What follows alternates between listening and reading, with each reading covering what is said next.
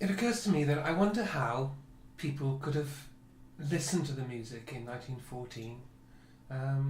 The quality of playback was so very poor. If I play to you now.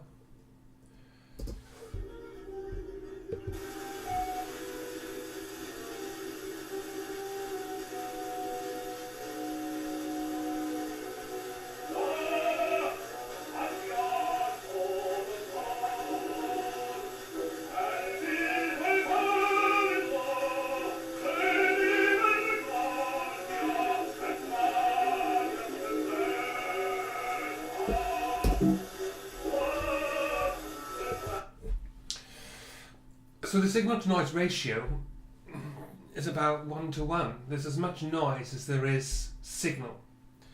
There is as much ground as there is message. And you think, well, how could people get any kind of enjoyment from that sound? It's so poor quality.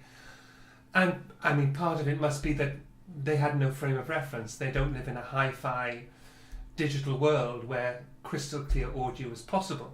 So they didn't know that it was very poor. But even so, and it occurred to me that perhaps the way that we evolved as a species might have helped in terms of that, because we were not always we were not always top of the food chain. And so when we're our ancestors are sort of going through the primordial jungle, they would know what sounds to expect. They would have a preconceived palette of rightness, a preconceived palette of harmony, which they would then subconsciously kind of they would not be consciously aware of it, because they would be listening for the dissonance in the harmony, the sound that they would not expect, the opportunity of prey, or perhaps the sound of a predator, a saber-toothed tiger. And so we have the ability to filter out extraneous noises that we do not feel are relevant to what we are focusing on.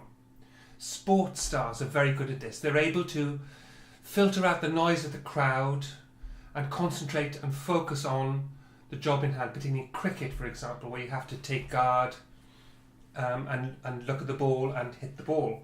And you have all of these people shouting and screaming. And how on earth do you deal with that? Well, we are able to filter out those sounds that we deem not relevant to us. And of course, certain people are able to deal with that better than others. And can you deal with the pressure is the big question. He's got lots of skills, he's got lots of talent, but can he deal with the pressure? Can he filter out those sounds in order to concentrate exclusively on the delivery of that cricket ball? So, for instance, when on location sound recording, when you're shooting for a film, the location sound recorders will not look at the action, will only listen to the sound, because if they were to look at the action and there was some kind of extraneous noise like a buzzing fridge, for example, that sound would be filtered out from the listener whilst viewing the action, because it's not relevant to what's in hand. And of course a microphone can't do that. And so when they go home or go back to work and listen, and they think, I never heard that buzzing fridge.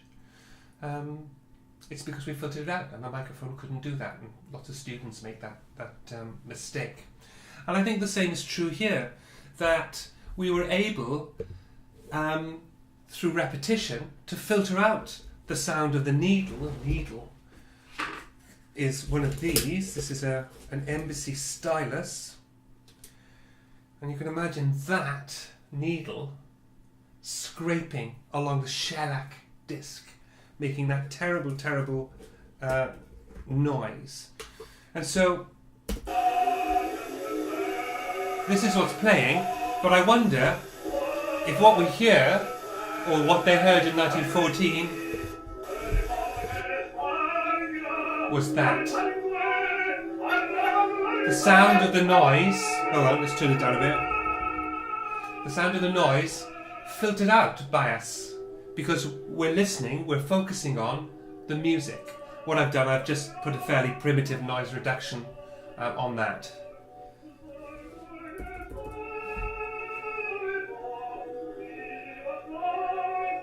Listen to the difference again. This is with the sound noise.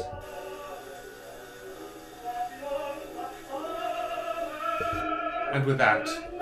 Did we have the capacity in 1914 to filter out that noise? And this is the noise only.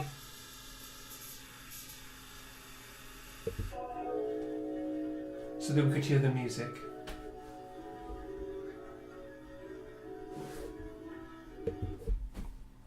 I don't know, maybe.